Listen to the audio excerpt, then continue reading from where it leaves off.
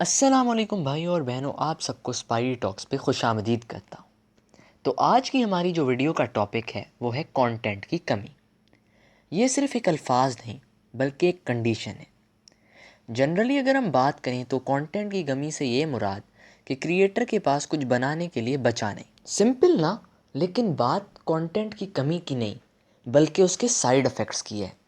ये एक ऐसी कंडीशन है जो बाज़ ऐसे लोगों को वो चीज़ें करने पे मजबूर कर देती है जो बिल्कुल सही नहीं है। सबसे पहले जिस कंटेंट क्रिएटर को मैंने इस बीमारी का शिकार होते देखा वो शामिर अब्बास था।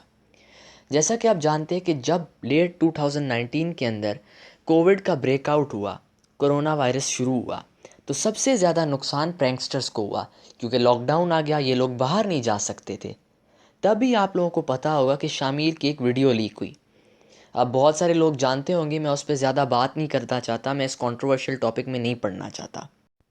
अब मैं अपना पर्सनल ओपिनियन दूंगा कि मैं क्या सोचता हूँ। मेरे हिसाब से ये सब कुछ प्री प्लान्ड था क्योंकि इस कंट्रोवर्सी से सबसे ज़्यादा फ़ायदा प्रैंकस्टर्स को हुआ, जिसमें Shamir Abbas, crazy prank TV और एक और प्रैंकस्टर शामिल था।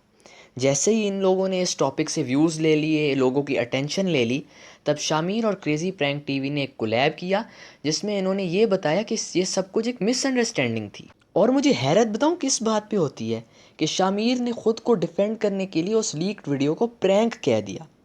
प्रैंक मतलब यार, अगर वो प्रैंक भी था, अगर मान लेते हैं, तो बेशरम इंसान, क्या तुम इतने गिर चुके हो कि चंद व्यूज़ के लिए ये काम करोगे? अस्तगफिरुल्लाह। ये कहानी यहीं ख़त्म नहीं हुई बल्कि वक्त के साथ साथ ये बीमारी बढ़ती गई। शामिर कंट्रोवर्सीज़ के पीछे भागने शुरू हो गया, अपने कंटेंट पे फोकस करने के बजाय दूसरों के कंटेंट पे उंगलियां उठाने लग गया। उसके चैनल पे पिछले साल सिर्फ एक्सपोज वीडियोस आई जिसकी वजह से उसकी ग्रोथ भी रुक गई। और आजकल आपको पता ही होगा कि यह मिस्टर जे प्लेस के साथ लड़ रहा है बिना किसी सॉलिड रीज़न के, सिर्फ व्यूज़ के खातिर। मुझे तो हैरत होती है कि ये बंदा जो सिर्फ यूट्यूब पे हेट फैला रहा है, पीसा के लिए नॉमिनेट कैसे हुआ? इससे अच्छा था तो नोमी या खबरी को नॉमिनेट कर देते। हाँ यार, सब्सक्राइबर्स कम है पर कंटेंट तो अच्छा बनाते हैं ना।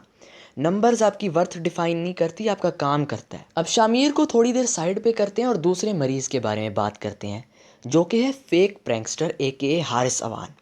अब जब से इसके व्यूज़ कम होने लगे ना, इस भाई साहब ने भी बाकी यूट्यूबर्स की तरह ओमेगल की सीरीज़ शुरू कर दी।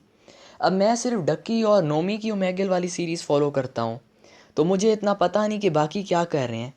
लेकिन इस भाई साहब ने तो हदें ही पार कर दी क्योंकि ये भाई साहब ओमेगल पे जाके लड़कियों से उनकी प्राइवेट पार्ट्स शो करने का बोल रहे हैं। मतलब यार, तुम में इतनी अकल नहीं है कि तुम सही गलत में फ़ैसला कर सको।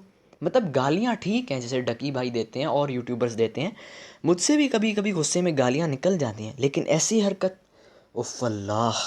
अगर कंटेंट की कमी हो गई है तो गेमिंग चैनल खोल लो, अगर नहीं तो फिर स्टोरी टाइम वीडियोस बना लो, अपने किस्से सुनाओ। ये गलत काम करना क्या ज़रूरी है? लेकिन यार, मैं भी किन लोगों को एडवाइस दे रहा हूँ, जिन लोगों में दिमाग ही नहीं है, उन लोगों को जितना भी बोलो ना, कुछ समझ नहीं आने वाला। अब तो ये सिर्फ दो एग्जाम्पल्स हो गई ना जिनको मैं जानता हूँ, और मुझे यकीन है कि बहुत सारे ऐसे और भी यूट्यूबर्स होंगे जो ऐसे काम करके व्यूज़ छाप रहे होंगे। तो अब ख़त्म करने से पहले मैं एक चीज़ कहूँगा कि जब तक ऐसे लोग शामिर जैसे हमारी यूट्यूब कम्युनिटी में नेगेटिविटी फैलाते रहेंगे ना, तब तक हमारी यूट्यूब कम्युनिटी में यूनिटी नहीं आएगी। जब तक ये नहीं सुधरेंगे ना, तो हम यूनाइटेड होकर खड़े ही नहीं हो सकते। इसीलिए हम बाकी मुल्कों से पीछे रह गए हैं। तो बस यार, अब अगर वीडियो पसंद आई हो तो लाइक, शेयर और सब्सक्राइब कर देना, अगर पसंद आई हो तो ठीक है। अब मिलेंगे अगली वीडियो में, तब तक के लिए अल्लाह हाफिज़।